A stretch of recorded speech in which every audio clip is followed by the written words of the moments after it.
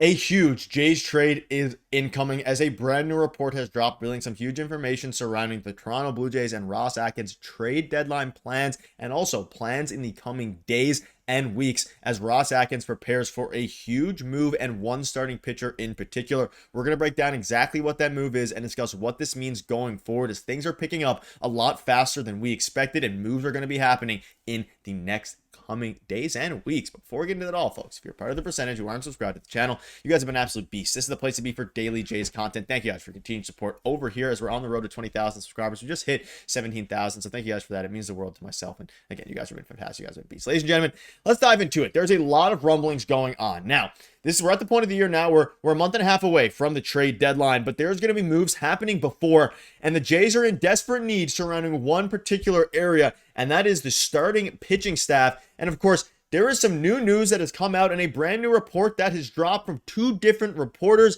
Mark Feinsand and Jim Bowden, both of which have linked the Toronto Blue Jays to starting pitcher Merrill Kelly. Now you can see this here. Merrill Kelly has been one of the most underrated, consistent starting pitchers in baseball since 2022. And this particular article is directly from the Toronto Blue Jays side. So the Jays' favorite target is Merrill Kelly, according to this insider, when he went 13-8 with a 3.37 ERA over 33 starts. And back in 2023, just a couple years ago, and we'll dive into his stats in a minute here, he had a 3.29 ERA. And last year, of course, he battled injuries. And we're at the point now where Merrill Kelly is a very, very good starting pitcher. We talked about Mitch Keller in another video, but fans are really starting to open up to the idea of a player like Merrill Kelly and just a starting pitcher in general who does very good things. Because, of course, they had Mitch Keller, on their radar, and they still do have Mitch Keller on their radar.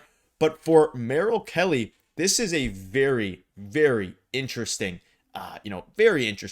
player for a couple of reasons. Now, again, you look at some of his stats, the reports have started to fly. And you can see this here also from Mark Feinsand. So this report was from, of course, Jim Bowden saying that the Jays' number one target is Merrill Kelly.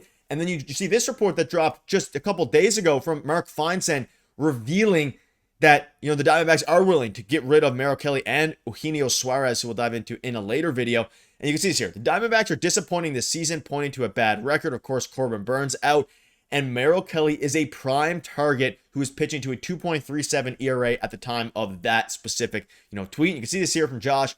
Could see both being Jays targets. And let's focus in on Merrill Kelly. Now, this season, he's put up a 3.18 ERA in 14 games. Last year, a 4.03 ERA. The year before, a 3.29 ERA. Now, I know a lot of you guys on the the Mitch Keller video are talking about how the Jays need to swing higher, go for the fences a little bit more. How Mitch Keller, middling fours ERA is not exactly what the Toronto Blue Jays need.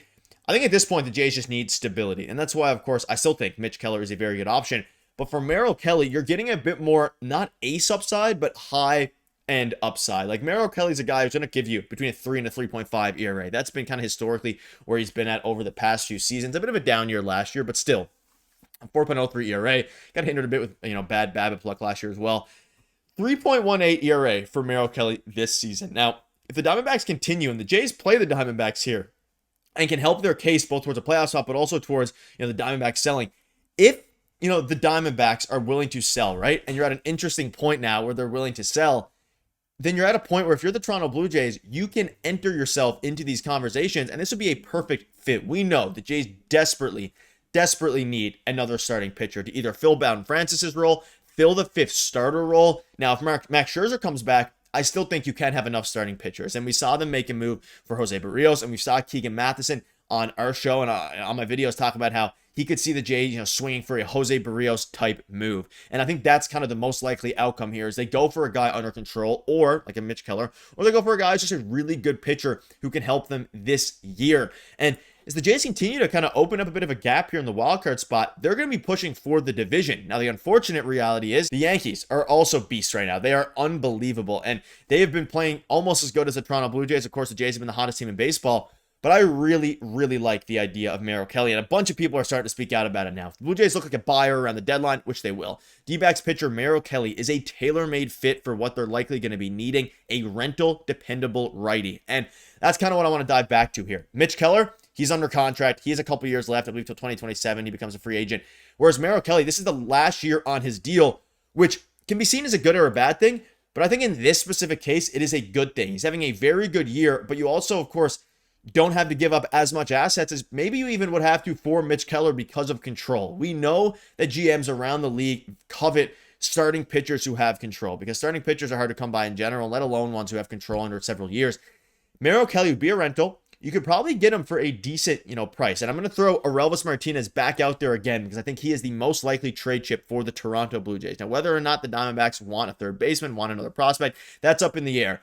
But would the Jays be willing to go Aurelvis for Merrill Kelly? Aurelvis has some upside. It's still a top 5 Jays prospect. Merrill Kelly is a rental. I don't know. Maybe that would be considered a bit of an overpay from the Jays side, but he's the name that's going to be involved in most of these conversations. And as you look at a Toronto Blue Jays team that hasn't been, very great from the Bowden Francis starts, even if Scherzer comes back, and let's say that Alek Manoah comes back, and they're both okay, you still can replace Bowden Francis. You still have areas to do that. And of course, he's been battling injuries over last year as well. And again, he's been healthy this season. He'll be a free agent after the season, so it would be a rental for the Blue Jays. If the Diamondbacks decide to sell, they could acquire a couple of mid-level prospects in exchange, and then in the offseason look to re-sign Kelly. Now, you can see here, they talk about mid-level prospects, so maybe it wouldn't be as steep as an Aurelvis Martinez, but I'm going to keep throwing, him out there in a lot of these trade reports because, again, they probably wouldn't give up, Aurelvis. Maybe it'd be a lower-end prospect, and they talk about mid-level prospects. I don't know, maybe it's a Yohendrick Pinago, someone like that, or, there's a lot of different guys who, could do this. But for the Toronto Blue Jays, let's assume it is 2 mid-level prospects, right? This is perfect because the Jays have a lot, for the first time in years, it feels like, have a lot of mid-level prospects available. They have guys that are, knocking on the door of the major leagues. They have an abundance of hitters. And it's a perfect time for the Jays to get on a hot streak. So let me know down below what your thoughts are. He's a perfect fit. Reports are coming out that, the Jays are interested in that it's their favorite target. And also, we have it now confirmed from Mark Feinstein himself that the Jays are going to be not only in on him, but that the Diamondbacks are willing to trade him as well. So let me know down below what your thoughts are on that, because something else to throw in the mix here and I want to cover is Spencer Turnbull. He looked great in his Jays debut. Now, there's still a lot of, that's a small sample size, 2 innings pitch. He's going to be crucial, I think, going forward until the Jays make one of these big splashes. And I think it's going to be happening soon. But if Turnbull can, prove to be a semi-reliable starter, I mean, there is a world where they end up being fine in the starting pitcher department. Max Scherzer's making his rehab tomorrow, his Bison's debut. You have Spencer Turnbull, Alek Manoah. Like, they could be okay, but I think getting one more dominant starting pitcher at a guy like Merrill Kelly is exactly what this team needs. I think it is what they need, and I think it's ultimately what they're going to go out and get. A starting pitcher and another bat, probably one that, whether mashes righties, lefties, just a strong, maybe even everyday bat. So let me know down below what your thoughts are on that, because the Jays are on fire. They've completely changed their hitting approach. They're looking like a completely different team since Dave Popkins and Lou Lamoriello have come in. And the Jays are beasts right now, and hopefully they can augment their team with a new trade. But let me know down below your thoughts. Thank you guys for watching. See you later.